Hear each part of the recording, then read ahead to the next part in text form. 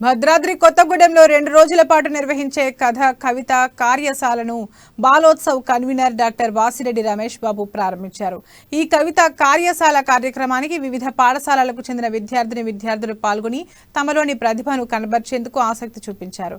ఈ కార్యక్రమానికి నిర్వాహకులు అన్ని రకాల ఏర్పాట్లు చేశారు. ఈ సందర్భంగా తెలుగు భాషపై మమకారంతో విద్యార్థుల్లో రచన పట్ల ఆసక్తి కలిగించాలని ఉద్దేశంతో బాలోత్సవ్ చిల్డ్రన్స్ కల్చరల్ సొసైటీ కృషి చేస్తుందని కన్వీనర్ డాక్టర్ రమేష్ బాబు అన్నారు. ఈ కార్యశాలకు హాజరైన విద్యార్థులకు రాష్ట్రంలోనే ప్రఖ్యాతిగాంచిన కవులచే శిక్షణ ఇప్పించి వారిలోని సృజనాత్మకతను వెలికితీస్తామని తెలిపారు.